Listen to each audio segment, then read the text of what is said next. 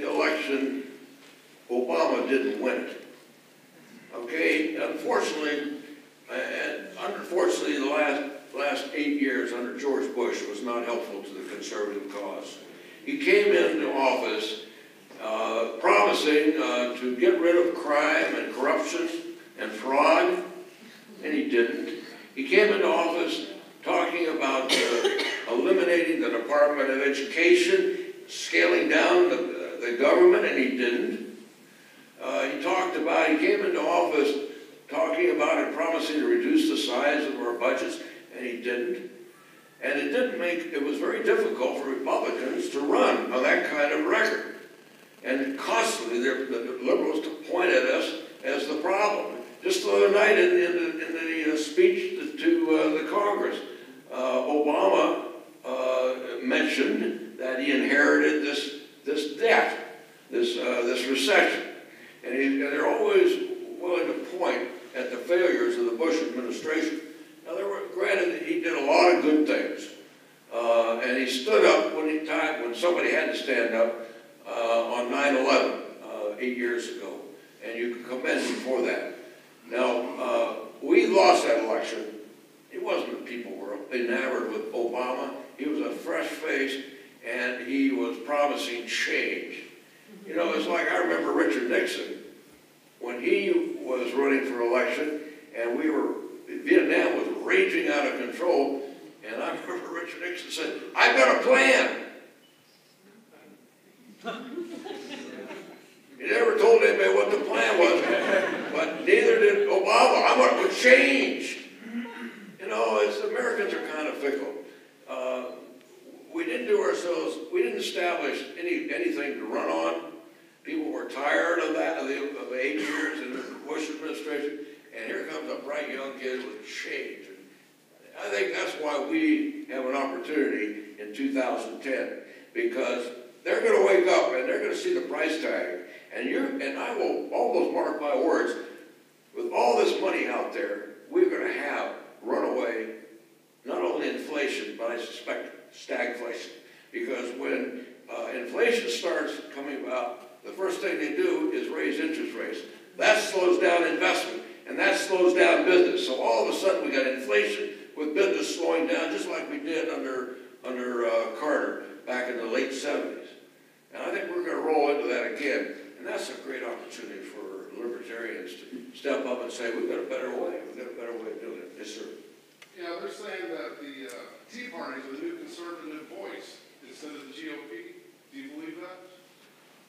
Yeah, I think so. I think the GOP has kind of got lost. And I think the Tea Parties, along with libertarians, people interested who are anti-tax, that is the new generation of concerned voices. And I think the Republican Party will slowly but surely come around and get on board. I think it's important, and I've said this several times today, that first of all, I think we've got one of our best persons in our arsenal is President Obama. It allows us somebody to focus on. And we need somebody to focus on. We can all unify about beating President Obama. That's easy. What we've got to do as a party, as a Republican Party, and as concerned people, is to be consistent with our message. The conservatives have always had the same philosophy. Going way back with my father, Senator Goldwater, he started talking about limited government and less taxes. It caught on. People are basically conservative. They want government, but they don't want too much government. They don't mind paying taxes, but they don't want to get fleeced. And this message was resonated through Nixon and from Ronald Reagan and the Bushes. We are all basically conservative, but we've gotten sidetracked with wedge issues like abortion, like definition of marriage, gay rights, lesbians, immigration, even gun control. We have gotten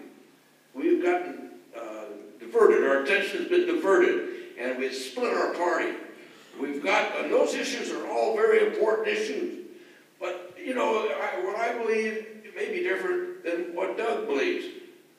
mean we are on opposite sides of a party? A party has to be united around core values. These are issues that shouldn't distract from our goal, and that is to be consistent with our message. Limited government, responsible government, less taxes, personal responsibility, and a strong defense. That's always been our message, and we've got to consistently talk about it. Somebody asks you what's your position on gun control, you say, I'm for the Second Amendment. But let me talk to you why, and bring it back to freedom and liberty and less government. You know, it's good to be take a position on an issue, but bring it all back to why we believe that. Freedom is much better. Liberty is worth dying and fighting for. And it gets down to subsidizing agriculture. Okay, why do you believe that? Why are you against that? Because it takes too much of the earning power away from the American people in the form of taxes to subsidize a business that shouldn't be subsidized and stand on its own feet for a change. So we can take a position, but we always want to come back to that core value. You can be right to life, but come back to the core values and talk about it so people understand what the Republican Party stands for.